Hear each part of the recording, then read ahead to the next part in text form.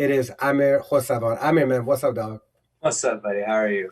So great to have you. I really, really, I was looking forward to, of all the guests that we've had, I was looking forward to having you because we have not even connected like this in a long time, I So was I was telling my wife, like, the event we did was, what year was that? Was that like, nine, I feel nine like, years ago, I saw that video. I was gonna show a clip of it, but I didn't like the video too much. But it was was nine it like years ago, 20, was it 2013? 20 like 12. Damn, geez Louise, man. That was a long time ago. That was my Uh, first and only time in DC. I oh, always wanted to go. yeah. I never had an excuse to go, and then we connected. You told me about the event, and I was like, yeah, I'll be there, and like I'll be there like immediately. No, It for was a sure, great it man. was a great time, man. It was so well put together. It was so, I mean, at the Mandarin Oriental, it was like super classy. Yeah, it So was cool. it was awesome. We had a very eclectic crowd, a little bit of Persian and whites and Latins and It was blacks, and everything. it was It it was was everything. everything. Yeah, it was And beautiful. you performed Roja Lap, which at the time was like a super popular song. And I remember one of my good friends, my best friend's wife, Massey, like was like over the moon that Yeah. you were going to be performing, and she was like right in the front I watching like remember. this. Yeah. Oh, you did get to. That's right. You got to know her. I So remember. Yeah. yeah, so that was definitely, it's a great throwback to think about that. I watched the highlight. I'll send you the highlight video so you can reflect on that night too. For sure, Um, please.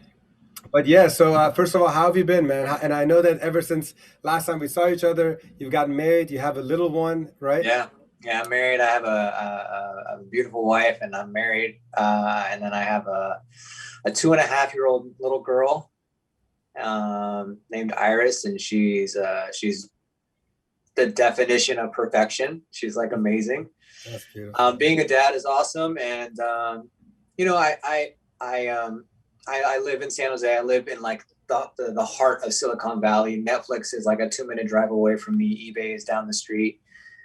So I work for one of these tech companies, and you know, we've been really lucky in this side of the world that we've been able to continue working and continue doing things from home. So Nice. I'm home a lot, but otherwise, it's pretty much stayed the same.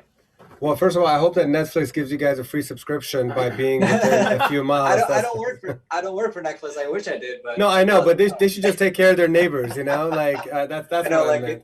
if you live in the zip code, you get a free subscription. Yeah, That's I know. it. I wish. It's the least that you could do. I wish. Seriously.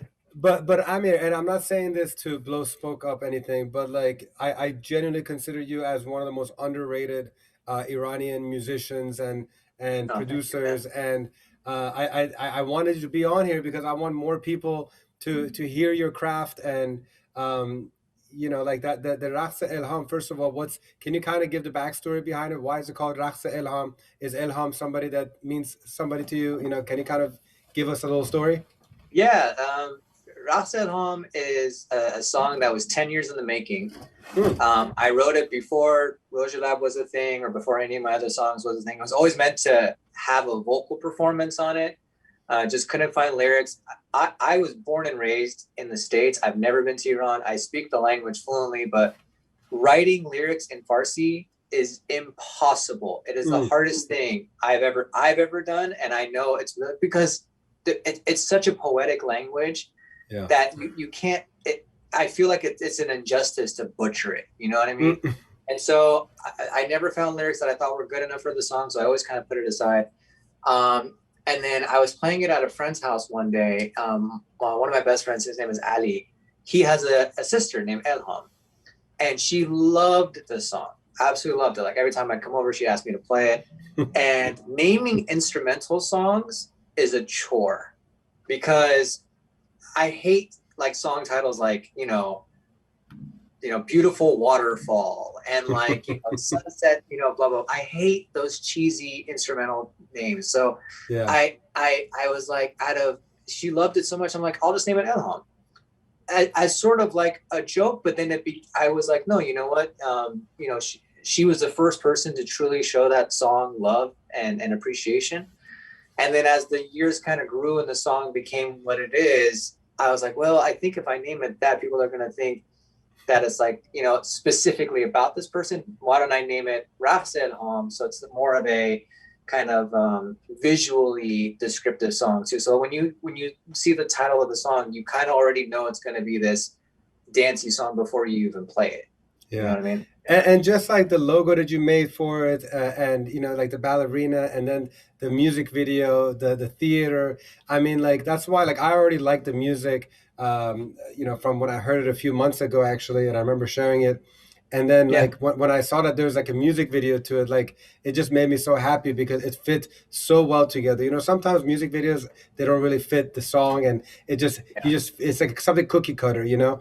But yeah. this was like it was like a video and a song married together, and that's the birth child of it, you know. I So appreciate it. Thank you. that's Yeah, it's really great. So listen, as much as I want to talk to you, and I'm sure people who are watching would love to hear you perform a few songs in any capacity that you would like. Would you absolutely. mind? Yeah. So would you mind you just do your thing and let us sit back and enjoy it? No, no, no worries at all. How long do you want me to play? Because I can. I want you You to let if me go. you I can go forever. well, hey, I can tell you that we'd love to have you for at least 20 minutes or so, if not longer. So keep on going, and I'm going to talk to my team, and I'd love to kind of get you even longer than that. So do your thing, man. I'm good, man. All right, I'll start with some songs that people might know. Okay.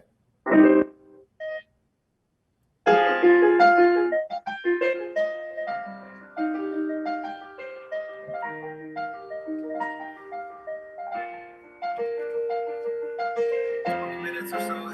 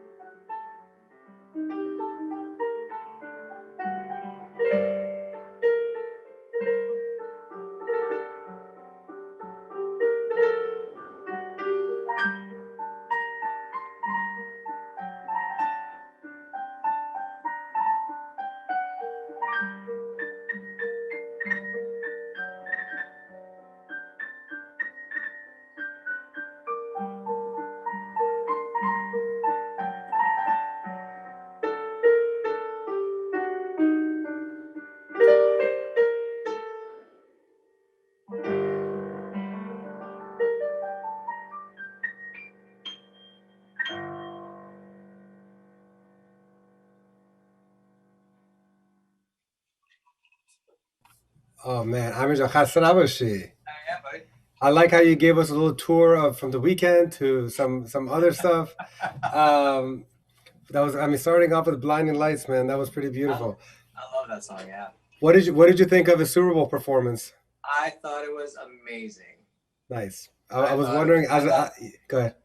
No, I was gonna say I think the last 2 years, the last year with J Lo and Shakira, and then this year with The Weeknd were just amazing. Yeah, I mean that's one super talented man, and he's very Oh yeah, he's very creative with his production and his creativity and stuff. So that's pretty cool. absolutely. So listen, man. I mean, like I would seriously just want you to kind of play like at least one more song, if not two, and we'll chit chat a little bit more. Do you have like a favorite Persian song that you love to play all the time besides Raqs Ilham? So I grew up on like my parents are obviously Persian, but they're both musicians too. My mom's actually a singer. She did a whole bunch of stuff back in the day when I was a kid, and I've been like lifelong family friends with Bijan Mortazavi. So like I grew up on Bijan's music, and so I can play. And I've played live with him a few times. Like I've toured with him like as his keyboardist here and there. So like nice. I can play his stuff really well. Everyone else, if I hear it and I know it really well, then I can play for sure. But I mean, a favorite, yeah, I mean I can come up with some stuff. How about Roja Lab? Can you play the instrumental version of that? Or yeah, Micha, do study with that. Yeah. Yes.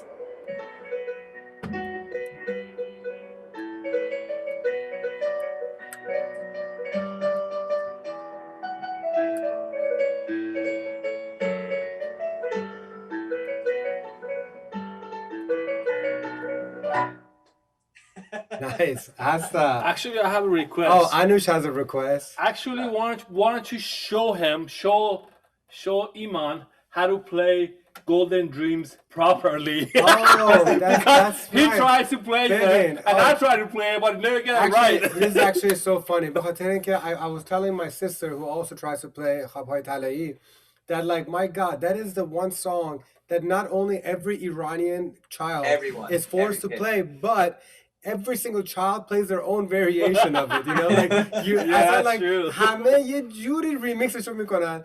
But would you mind playing a sample of that? Not at all. Shameless plug. If you go on my Spotify, I have my own version of it.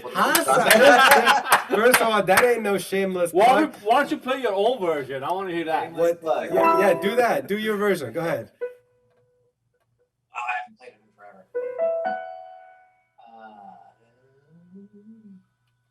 I'll just start from the beginning.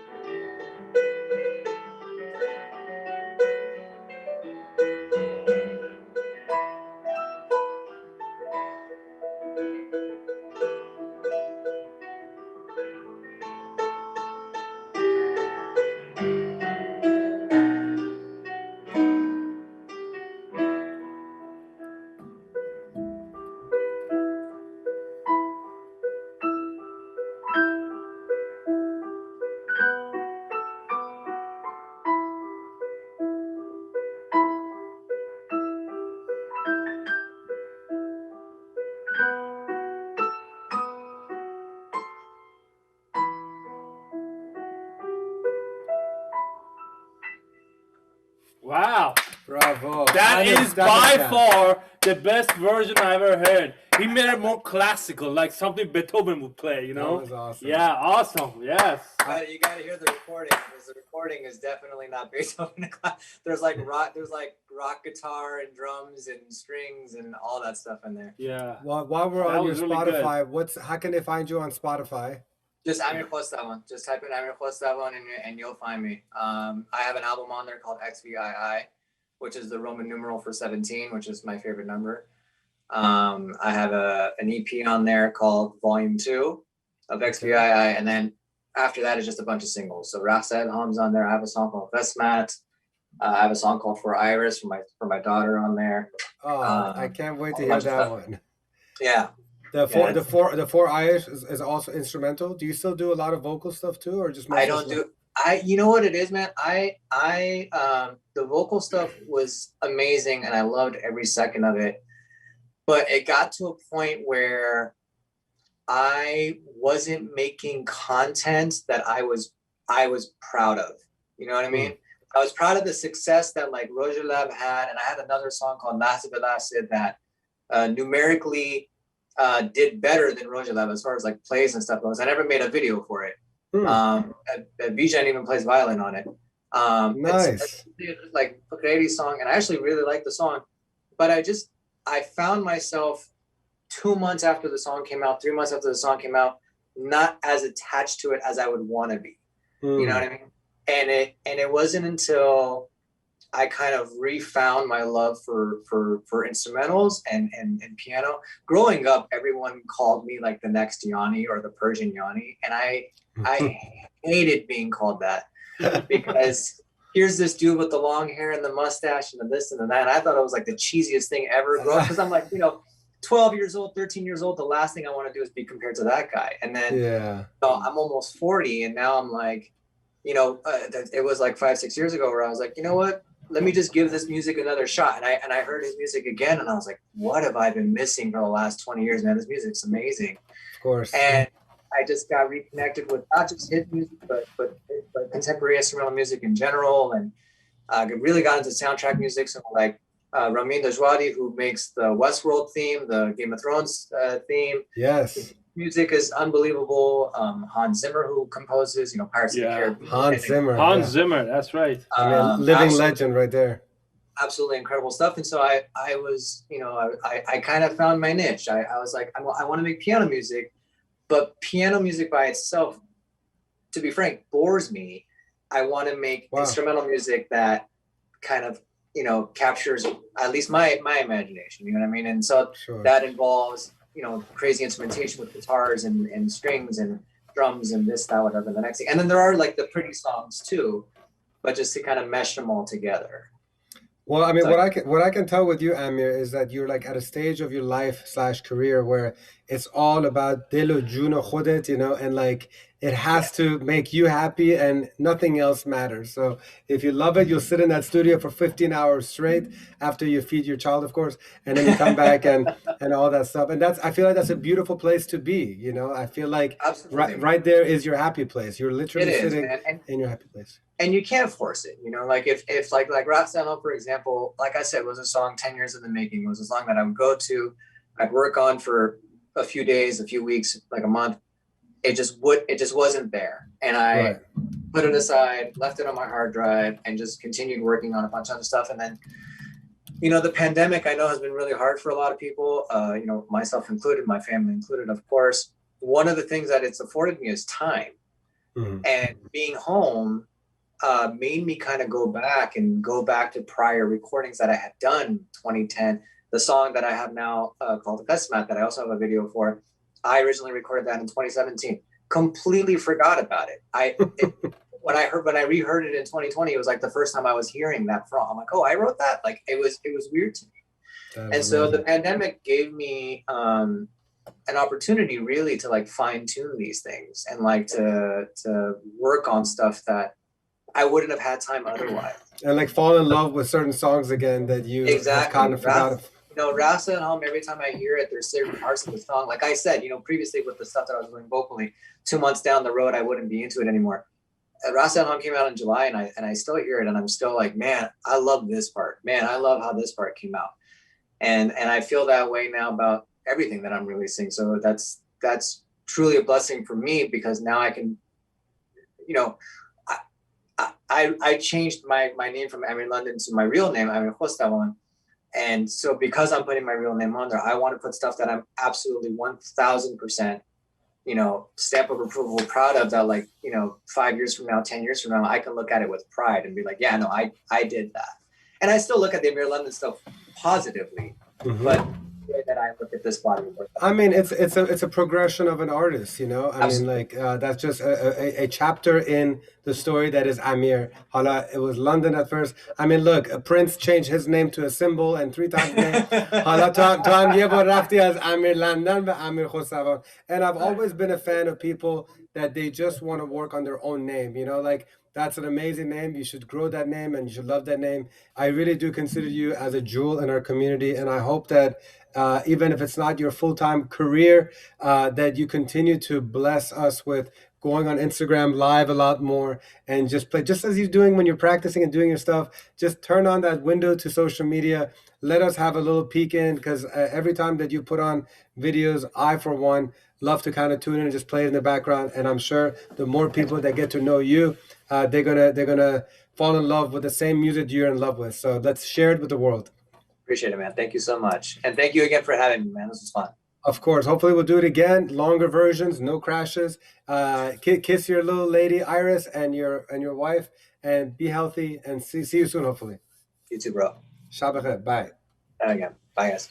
All right. So thank you again to Amir. You can follow him on Amir Khostavan on Instagram, on Spotify, on YouTube.